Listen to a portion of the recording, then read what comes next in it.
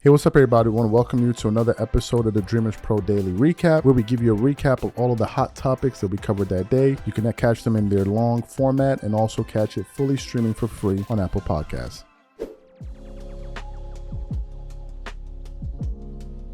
Now, as you guys know, JJ Redick is a former NBA player, sharpshooter, played for the Clippers, played for a few other teams in the NBA. And he was a marksman, pretty big player when he was playing with Duke. But ever since he retired from the NBA, he got into the podcasting space and he started a very good show, The Old Man and the Three. And then he was doing his thing, was growing his platform. And then we got the news that he was going to be joining ESPN to be making appearances on ESPN First Take. And I remember when we produced the show a few years ago, expressing our excitement to have JJ Redick on television, right? I'm like, man, we got JJ Redick on television. I was watching his podcast. I'm like, this is going to be fantastic. But shortly after that, when he got on ESPN, you then figured out that, okay, this guy's a player's guy. He's up there defending the players.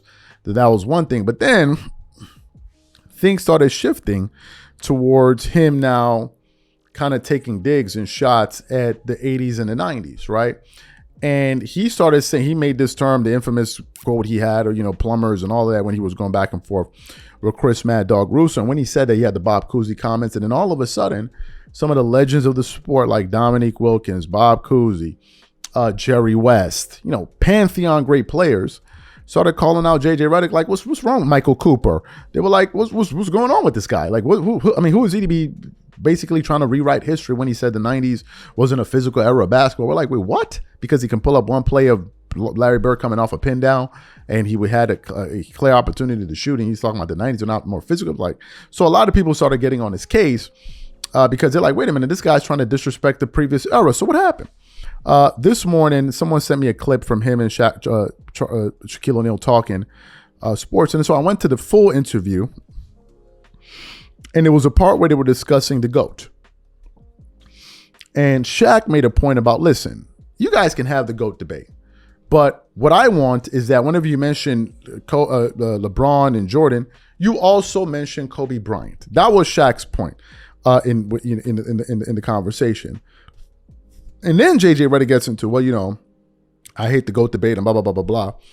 And in the midst of what he's saying, he then starts describing why he believes that the 90s was a watered down era, as supposed to say that, oh, this era is pretty competitive, because if it's watered down, you're saying that one is more competitive than the other. And I'm like, wait a minute, this guy is taking yet again another shot at this era once more. Like, he didn't learn his lesson from all of these NBA greats coming after him. So what we want to do is want to play exactly what he had to say during the sit down on the big podcast, and we're going to come back and really get into the show. Take a listen to what he had to say here. It's one of the reasons that LeBron is so great. I have refused, literally, and people will be like, you said this in 2017 when you played against him. Well, no, I was playing against him. Of course I said he was the best player ever. I refuse to get into the GOAT debate. I don't care. They didn't play against each other. I do not care. What makes him great, well, a bunch of things, but what has made him great is the fact that he's done it now for 21 years at the highest level. Like, you talk about scoring, that's great. So one guy averaged 35 a year. Yeah, LeBron's never averaged 35 in a year. Guess what? He's averaged 25 or more for 20 straight years. No one's had more than 15 of those years. Like, that to me is, he's a scorer. But again, it looks differently. He plays differently. So it's all in the eye of the beholder. LeBron is great to me because he's always done it the right way. When I played with LeBron, he was the greatest young leader I've ever seen. Man, stop stealing stuff from my podcast. No, man. He was. No, like, because listen, I know he was, and I'm such a dominant personality. Like, I'm the guy that no matter what team I'm going to, this is my, nobody says. But when I got there, like, he just ran it so perfectly. The way he treated the guys, the way he treated the organization, the way he was coached, the way he looked out for guys, like, I don't even have to do nothing. And, we definitely had a chance to win. We were in first the whole year, and Big Baby with his wild broke my hand. I had to be out for 6 weeks, and we came out and lost to Boston. I wish I wouldn't have had that absence away from LeBron, but he was one of the greatest young leaders that I've always seen. So he will always be in that conversation. The only thing I don't like about the conversation is they don't put my boy's name in it. You're right, I don't get either. But if you're going to be throwing names around, you you got to have my boy's name in it. Right. You know what I'm saying? Dwight? That's like, yeah, Dwight. That's like saying, what are the best luxury cars out there? Lexus or a Beamer? You got to put the Mercedes in there too. Yeah. Just I don't like. I'm with you. I don't give. I don't care. I truly don't. But Mike, LeBron, or Kobe, now y'all debate. That's all I say about it. I think it's fair to just say there are different tiers of greatness. And you could, by the way, like, I think it's fair even to be like, who's your Mount Rushmore? Who's your 4 greatest, or who's your 5 greatest? Who's your 10 greatest? Whatever it may be. Like, we're nitpicking. By the way, a lot of times we're comparing eras, we're comparing different rules, we're comparing the fact that, look, like, I'll say this with Michael Jordan, and I don't mean this to be controversial, but like, everybody talks about all these, the context of this era. Michael Jordan, the Dallas Mavericks were added as the 23rd team in 1981. Jordan was drafted. During his heyday, 6 teams were added to the NBA. There were 90 players added to the NBA. Like, that does that not water down? I'm not talking playoffs, by the way. No chance we're talking playoffs. Does that not water down the regular season to a degree? You lived it, right? You played against some of those teams. You played against the Bobcats, right? When they first came out. Yeah. Like, if we add 2 teams in 2 or 3 years, we get a Vegas franchise or a Seattle franchise, you're not telling me that the league for a little bit is going to be a little watered down? Maybe a little bit. So you heard what JJ Redick had to say. Listen, I'm very, very pleased that JJ Redick brought up the point about competition. What he was referring to was that, hey, listen, the NBA was watered down because they added 6 more teams when Jordan was playing. They added, 90 more players. So he was saying that there were less players, less competition, et cetera, et cetera, et cetera. Right? But as time has gone on, they've added more teams, and therefore it became more competitive.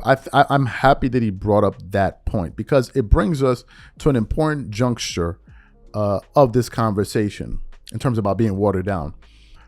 When LeBron was playing in the Eastern Conference, was the Eastern Conference not known as the Leastern Conference? Was the Eastern Conference not the weakest conference for about a 10 to 12 year period? As a matter of fact, the proof in this was all of the champions that were coming out of the NBA all came out of the West. From the year 2000 or 1999 to about 2012, 10 championships, 11 championships came out of the West. Only 1 came out of the East. I'll repeat it once more. From the year 2000 or 1999 to 2012 or 13, 12 champions, 11 champions came out of the East. 5 came from the Lakers, 5 came from the Spurs. That's 10. Then you had the Dallas Mavericks. That's 11. So who won championships in between? You had the Detroit Pistons, and then I think you had the Miami Heat when they started winning, but that was a super team. The fact of the matter is the West dominated the sports landscape. As a matter of fact, in the last 20 years, the West has won the majority of their championships. The West. The Golden State Warriors have 4. The Lakers have 5. The Spurs have 5. That's 14 out of the last 20 years has been won by teams in the Western Conference. So the Western Conference has always been a tough conference. So wasn't the East watered down? But that doesn't stop you from saying, hey, well, LeBron went to 10 straight titles. 4 of those runs, I believe he went on a, no. I forgot the year. I think he went to Cleveland. He went to the title once in Cleveland. Then he went to the title 4 times in Miami. Then he went again in Cleveland. Oh, all in the East. Oh, and then Cleveland won another one in the Eastern Conference. So wasn't the Eastern Conference watered down then? Wasn't it possible for you to make the playoffs in the Eastern Conference and be a sub 500 team or 500 team? Gilbert Arenas' team that he was up, wasn't he a 41 and 41? Could you make it into the Western Conference with a 41 and 41 record? So shouldn't that be held against you when you played in a weak conference for the majority or at least half of your career? But now you come to the West and you see how difficult it is in the West. The West is the wild, wild West, right? So that's the first point I wanted to touch on. The second point I wanted to touch on was this. Let's look at the help that LeBron has had over the course of his career. If you look at the cumulative All-Star appearances, of LeBron's teammates, it's over 120 or 115. Michael Jordan's teammates' cumulative All-Star appearances is 10. Scottie Pippen made the All-Star team 7 times. Dennis Rodman made it 2 times. Horace Grant made it 1 time. To LeBron's 120 something. So wouldn't that water down some of LeBron's championships, considering all the help that he had to play with? I mean, since we want to really get into the nitty gritty of it. And wouldn't that enhance Jordan's 6 championships? The fact that he played with less teammates? With less all-star teammates? How about this? How about another piece of information for you? Are you aware that Jordan has only lost 1 playoff series in his NBA career when he played with at least 1 all-star? Jordan has only lost 1 playoff series in his NBA career when he played with at least 1 other all-star on his roster. LeBron, I think, has lost about 8 or 10 or something like that. Some crazy amount. So what does that say about Jordan? Does that elevate him to another level? You see, JJ Redick, listen, is LeBron's business partner. So he's going to do everything to prop up LeBron. The other thing, and the bigger point I want to get to, is this. And I've said it before, and I'm going to repeat it once more. I am amazed that a role player like JJ Redick can even have an opinion on these things, and we take it seriously. I'm just an NBA fan.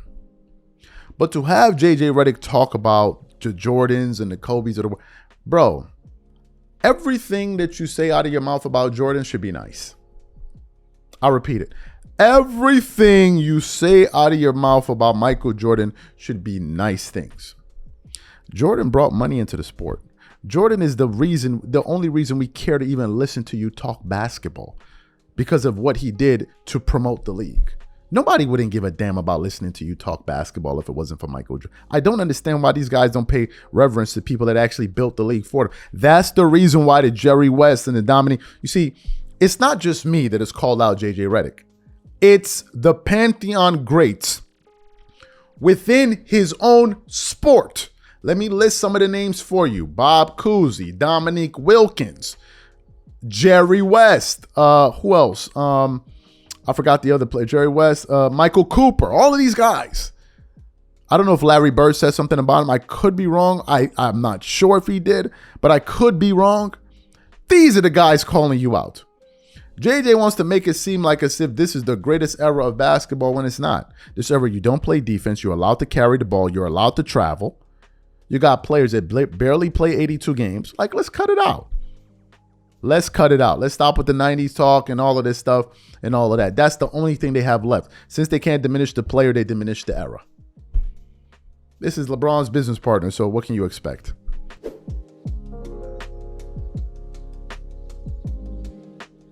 So this morning, I was doing some research and I came across a pretty surprising article, and I saw it on Front Office Sports that had the following headline: NBC ready to spend $2 billion to elbow Turner out of the NBA. Now, as you guys know, we're currently in the midst of the playoffs. We just started. We're still in round 1, although some teams have been eliminated. And it's being covered by ESPN and Turner Sports, inside the NBA on TNT. And you've seen guys like Shaq, Kenny Smith, Ernie Johnson, Charles Barkley covering the game, especially at halftime. You have people like Reggie Miller and others covering the game. So TNT has been all over the coverage of the NBA. And as a matter of fact, they've been covering these games for about 20 years now. I actually did some research this morning to understand when Charles Barkley joined the show. And Charles joined the show, I believe, in 2000. And Shaquille O'Neal, I believe, joined the show in 2011. But Ernie Johnson has been hosting the show since 1990, and Reggie Miller came on in 2008 and 2011. But then I think Reggie Miller's back, or maybe he's with ESPN, I don't remember. But I know Reggie Miller's a part of it. Of course, you have Chris Webber, who was there as well. Then they had some pretty funny segments. And it's been a staple in sports, right? It's been a staple in sports, arguably the best sports show on television, at least when it comes to basketball, making Charles Barkley probably the most notable sports media personality, although he's a former NBA Hall of Famer, top 75 guy. So we know that, right? very big show, and people usually tune in to hear what they say. Whenever Charles Barkley and these guys have an analysis after the game, it usually makes news on other networks like ESPN and others. So to hear this story, I mean, to come across this story, I was taken aback, because if NBC is able to edge out Turner Sports, then we're not going to get that anymore. It's going to be a totally different cast and crew that's going to be covering these games moving forward. So that's the article we want to hone in on. So let me get into this article here. It continues on to say NBC is trying to pull off a late game steal against Warner Brothers Discovery as the NBA negotiates its next media rights deal. NBC is preparing a $2.5 billion package annually to air games in an attempt to squeeze out Turner Sports, a longtime partner of the league. The news was first reported by the Wall Street Journal. The NBA's rights negotiations are ongoing with Amazon, and longtime partner Disney/ESPN is also in the mix. NBC is no stranger to the NBA. The network had the rights to games from 1990 to 2002 when Michael Jordan and the Bulls dominated the league, and the network's Round Ball Rock song has become an icon of that era. NBC Sports currently has broadcasters Noah Eagle and Mike Tirico on its roster, both whom have extensive experience calling NBA games. Warner Brothers Discovery, the parent company of Turner Sports and TNT, has previously paid roughly $1.2 billion per year under its current deal, making NBC's reported offer more than double WB's current deal. David, the company's notorious chief executive officer, said in 2022, "We don't need the NBA," before reversing course a year later when he said he was hopeful of being the next media rights deal, but it will probably look a little bit different. And then he says that the Journal reported that NBC's package would include regular season and playoff games with the ability to watch them on Peacock, its streaming service. Should NBC succeed, it would bring into question the future of Turner Sports talk show Inside the NBA. The quartet of Shaquille O'Neal, Kenny Smith, Charles Barkley, and Ernie Johnson is revered by fans for their humor and unpredictability. Just this week, Barkley made the city of Galveston, Texas, a household name of NBA fans. If the NBA does break up with Turner, WBD will still have the men's NCAA tournament right, as well as the MLB and NHL in its remaining sports arsenal. So that's what the article had to say there. This is pretty big news, and the article alluded to that towards the tail end of it, where it said that it's a staple, in terms of, in NBA circles and the NBA community. It's a huge show, right? It's a huge show. It's something that we all look forward to, especially towards this time in the playoffs, but also when there's some marquee matchups throughout the NBA season. Number one, I think it's a clever show. They're very witty. As the article said, they're unpredictable, but I like the authenticity that you get from that ensemble cast, right? Those group of guys, because number one, they know each other, but number two, they're not afraid to disagree with each other on television. I mean, they've had some iconic moments, and moments where you had like Shaq and Charles Barkley get into it over LeBron, talking about he needs more help. So they've had some very contentious moments, which makes it good for TV, because you know that these guys are being real. I think also you have a gem in Charles Barkley, who I believe is the best in the business, because Charles Barkley tells you exactly what he thinks. He's not beholden to any person, any group, or anything like that. And it's cost him certain relationships, like that with his former friend Michael Jordan. He's gotten into public disputes with LeBron James, Kevin Durant, because of his strong views, and I like that.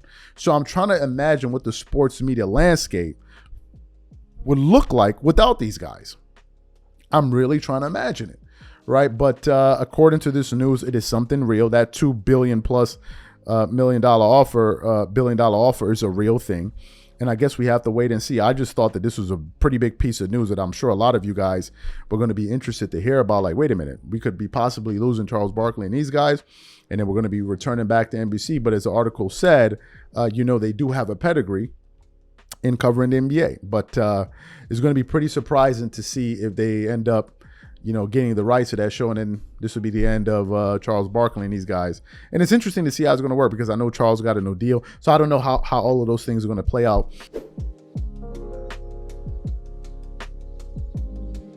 Let me get into this topic here. So this morning, I woke up and I looked at my phone. I jumped on YouTube to see what kind of happened while I was asleep, and a video was suggested to me from Gil's Arena. And in this video, they had the thumbnail. And in the thumbnail, you see Rashard McCants. I think you had LeBron in the middle, and then you had Gilbert Arenas on the right. and the caption said something to the effect of confronting the biggest LeBron hater. Oh no, Gilbert Arenas confronts the biggest LeBron James hater, right? So I was like, okay, this is going to be pretty interesting. So I click on the video, and of course you have Kenyon Martin, he's there. You have Brandon Jennings there. Then you have Rashard McCants, who's the resident Kobe guy, and then you have Gilbert Arenas, who's the resident LeBron guy, but tries to say he's not, but he is. So the conversation came up, and apparently they were talking about, you know, they were towards the tail end of talking about what happened between the Denver Nuggets and the Los Angeles Lakers. And then these gentlemen start getting into this shouting match of, Rashard McCants essentially saying, I'm the resistance here, right? I'm the person that whenever you say something, LeBron is this and this and this, I'm the guy that's going to push back. And Gilbert Arenas is like, why you got to be that guy? Or if you love basketball, why you got to say this? And he's like, what you mean? But I'm the opposite. So they start getting back. They get into this hilarious back and forth that I thought was absolutely funny. So what we want to do is we're going to play the exchange between Rashard McCants and Gilbert. They actually had the rest of the fellas up there cracking up. We want to play the exchange between these two guys here, and then we're going to come back and really get into the show. Take a listen to these two gentlemen here. We know how great LeBron is. What I'm saying is we're not taking away from his greatness. We don't count it against them. Because the age don't make you better than the other greats. Because you're playing longer than the other greats play don't mean you're greater than anything. Everyone has their own greatness. But no one says that only LeBron haters use great. No, there's no such thing as a LeBron hater. It's just reality. What? It's just reality. I beg. LeBron it's just reality. They're called LeBron sexuals, though. That when you mention Bron, you know what they say in the comment? Man, why do you think hate Bron so much? Why? It's like, so they can't be no opposition. They can't be no opposition. A whole lot of them. Why do there need to be? Are you a basketball fan? Listen, when you play against somebody, what's the other side? There's no other. There's no other side. It's an opponent. Yeah. It's the opposition. Yes. Right. So you're not playing against a bunch of motherfuckers who want you to score every time and we just lay it. That means I got defense here. It's defense here. You know what I am? I'm the f***ing defense. You like, and y'all don't like my defense. That's why. What? You don't like that I'm here to say, nah, I don't like that. Nah, I don't respect that. Okay. Nah, I'm cool on that. But what does that mean? What does that mean? Basketball. Well, you're saying a whole bunch of nothing. Just basketball. But what are you saying? I'm the defense. You are. I'm the villain. If he the hero, I'm the villain. But why does it have to be a hero or a villain? That's what I'm saying. Like, you don't have to pick side. If you're a basketball fan, you're a basketball fan. I'm a student. I'm not a fan. That means that's the difference. I'm a student. You like players. You like a player. So that means if you that's the problem. I like the game, Gilbert. No, you don't. Yes, I do. Because if you like the game, you will like LeBron. What? If you like the game. No. You will like LeBron. If you love the game, you will love his like greatness. LeBron, you like LeBron. That's the difference. I like LeBron. The game is bigger I like than Magic. The game is I like Shaq. The game is I like Kareem. I like Bird. I like Duncan. I like basketball. So I watch the game. I'm not rooting against Jokic and them. I'm cheering my team on. You are a liar. I'm rooting my team on. You're a LeBron fan. I'm a Laker fan. All of y'all have already came out and said it. I'm a Laker fan. Steve just revealed himself yesterday. You already know. Steve just took a taco from you. You literally. Steve just took a taco. You literally have said in the group chat, I'm a LeBron fan. I'm a Laker fan. His mouth. If anybody watch me on my live, if anybody watch my lives when I'm watching basketball and I'm watching the Lakers, I'm rooting for the Lakers. I'm not an anti-Denver fan. Come on. I'm rooting for my team. I'm not saying, man, oh, that was a good shot. That's a bad shot. Pass the ball. Good thing. I'm cheering my team and ain't nobody on this side is saying I hate this, I hate you. That. No, it's not. Nigga, you're an anti-Laker fan, and you're an anti-LeBron fan. I respect LeBron. Mm-hmm. I don't have to root for him. I don't have to be on that fan with him. I know basketball. I know when you do some bullshit, I'm here to call that out. Box out. Back door. Man, what was that? You didn't even run back. What's all this complaining Y'all don't like that I get it, but I'm here to call it out because ain't nobody else here. I didn't go to LeBron camp. I ain't got to be the that's training his son. I ain't that getting invited to Taco Tuesday. You know who I'm that nigga? I don't like that I don't like the way you walk. I don't like the way you talk. I don't like the way you dress. I don't like none of that. So you heard what they had to say. And then I think it went on to a different point where he was like, oh, you a LeBron hater. He goes, you're a LeBron sexual and all of this stuff. It was, you're a LeBron fan. And so they got into that back and forth. What are my thoughts on it? First of all, I'm beginning to believe that this thing comes down to preference, although some people say no, such player is better than such player. But I think a lot of it comes down to preference. Some people just prefer LeBron James over Kobe. They just do. They like the fact that he has an all-around game. He can pass, he can score the ball, he can rebound and all of that. He can push the break. He's like a point forward. And some people like that. Other people like Kobe's game. They like his attitude, his killer mentality, his scoring, his defense, the fact that he's willing to get in his teammates' face on the court and off the court. He's not passive aggressive, right? And some people like that, right? And I'm realizing that this is beginning to become a fruitless debate, because even after you listen to these guys say their, Gilbert Arenas said his part, no one really moved off of his position. Now, what is interesting to me is that I think Gilbert Arenas has Kobe ranked 3 all time. I think Gilbert Arenas' top 3 goes Jordan, LeBron, Kobe, and Rashard McCann, I believe, has Kobe, Jordan, and I don't know who he has after that. So both of these gentlemen have, they hold Kobe and these guys in a high regard. Rashard McCann later on said in that clip that he has LeBron in his top 5. I believe he's number 5 or something like that. So we have that. But what I thought was interesting was Rashard McCann's point where he was just essentially saying, like, I'm the resistance. I'm the resistance. Everybody up here twerking it up, shaking it up for your man LeBron. And I'm going to be the guy that's going to be like, nah, I don't like that. I don't like the fact that you didn't cover that back cut. I don't like the fact that you didn't box out. And he was bringing up those points. And I think that what Rashard is probably talking about is maybe some people out there needing to be a little bit more critical and less, glowy about how they cover LeBron, because all positive.